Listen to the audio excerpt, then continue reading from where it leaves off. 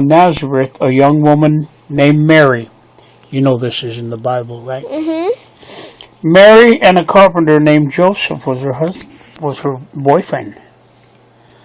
One day an angel appeared to Mary. He greeted her and said, "You will have a son and call him Jesus. He will be a holy child, the Son of God."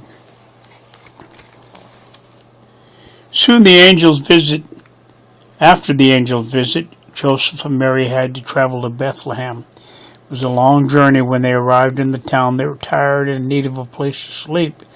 They stopped at a building from which came the sounds of voices and laughter. Then Joseph called for the innkeeper. "We need to sleep. We're tired. Do you have a room?" "I'm sorry, my inn is full. There's not a bed to be had in the whole Bethlehem. But I've got a small stable where my oxen sleep.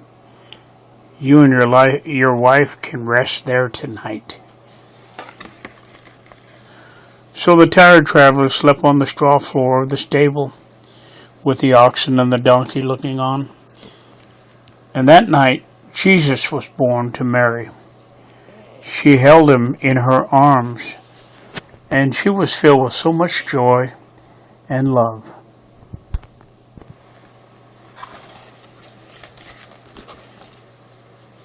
Now in the fields outside Bethlehem, an angel appeared to a group of shepherds who were watching over their sheep. "I bring you good tidings," said the angel. "This night in Bethlehem a child is born. He is Christ the Lord." When the angel disappeared, the shepherds said to one another, "Let us go to Bethlehem and let us see the child." They went to the stable following the star. Taking presents. They went to the stable taking the present of a lamb. That's not in the Bible. That's just in the story. When they seen the baby Jesus, they were filled with wonder. Oh, these are the shepherds. These are not the wise men. Oh, one of them fell down.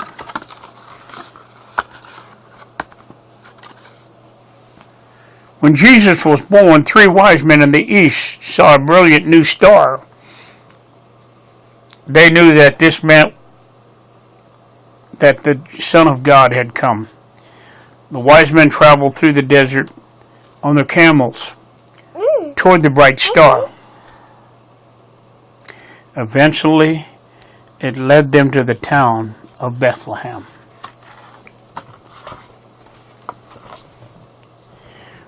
When the wise men came to the stable, they saw the baby Jesus. They bowed down before him, giving him gifts of gold, frankincense, and myrrh. However, it was not by great riches that the baby in the stable came to be remembered. It was by his love. And this is the story of the first Christmas, which we celebrate with joy today, almost 2,000 years later. Okay, that.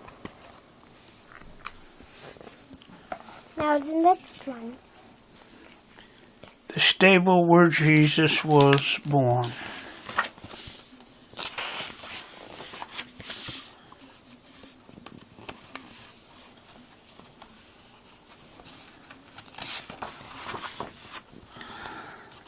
This is the stable where Jesus was born. This is the cow and the sweet-smelling hay, the cat and the kittens and 3 mice at play. They live in the stable where Jesus was born.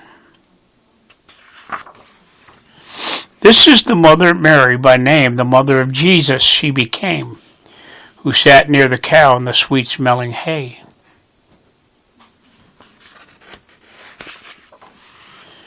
This is the father Joseph so tall, who cared for the baby and animals all, but mostly the mother Mary by name.